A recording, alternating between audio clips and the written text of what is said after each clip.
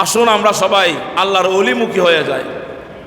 আমরা বন্ধুত্ব করব আল্লাহর ওলির সাথে, আমরা প্রেম করব আল্লাহর বন্ধুদের সাথে। যারা আল্লাহর সাথে প্রেম করেছে আমরাও তাদের সাথে প্রেম করব। কি লাভ হবে?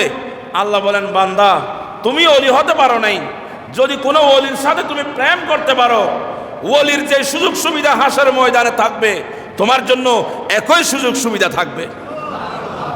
আল্লাহর কোরআন বলছে, আল আখিল্লাউ ইয়াউমাইদিন বাদুহুম লিবাদিন আদুবুন ইল্লাল মুত্তাকিন ইয়া ইবাদি লা খাউফুন আলাইকুমুল ইয়াউমা ওয়ালা আনতুম তাহজানুন। আমার আল্লাহ বলেছেন, ও আমার বান্দা, তোমরা যদি আমার ওলিদের সাথে বন্ধুত্ব করো, আমি কোরআন শরীফে ঘোষণা দিলাম, ওলিদের বেলায় যে ঘোষণা, লা খাউফুন আলাইহিম ওয়ালা হুম ইয়াহজানুন, ওলিদের কোনো চিন্তা নাই, টেনশন নাই, পেরেশানি নাই, তাদের জন্য কোনো রকমের গমগিনি নাই। ঠিক একইভাবে তুমি যদি আমার কোনো ওলির সাথে বন্ধুত্ব করতে পারো, তোমার বেলায় একই ঘোষণা, ইয়া ইবাদি, ওহে আমার বান্দা, লা খাউফুন আলাইকুমুল ইয়াউমা, আজকের এই হাসরের ময়দানে কিয়ামতের দিনে তোদের কোনো ভয় নাই। তোদের কোনো ভয়। গোটা বিশ্বের মানুষ দুনিয়ার অন্য কিছুকে ভয় করুক আর না করুক, হাসরের ময়দানের কথা শুনলে, কিয়ামতের কথা শুনলে সবার কলিজা তরতর করে কাঁপে, ঠিক না বে ঠিক?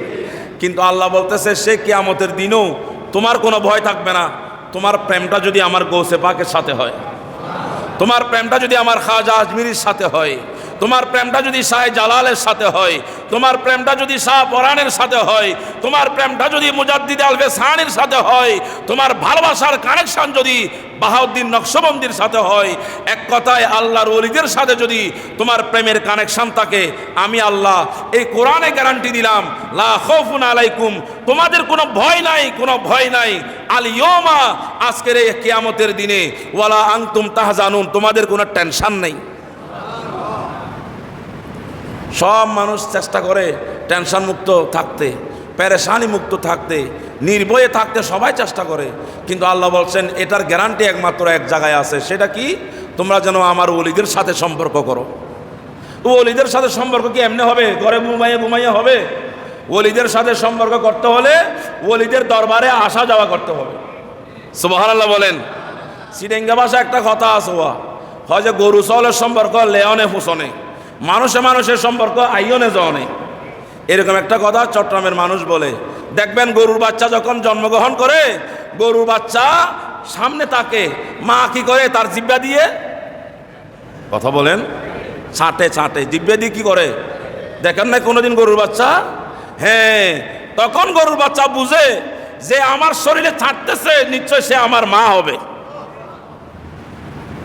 গরু ছাগলের সম্পর্ক লেয়নে হুসনে, মানে ছাঁটনের মাধ্যমে, আর মানুষের সম্পর্ক হচ্ছে আসা যাওয়ার মাধ্যমে। সুতরাং ভাইরা আমার, আল্লাহর কোরআন আমাদেরকে বলছে ওলিদের সাথে সম্পর্ক করতে। তো সম্পর্ক কেমনে করব ভাই? আসা যাওয়া করেন।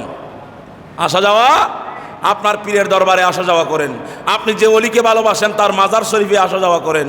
কেউ মাজার পূজারি বলবে ওই ফতোয়ার ভয় করার দরকার।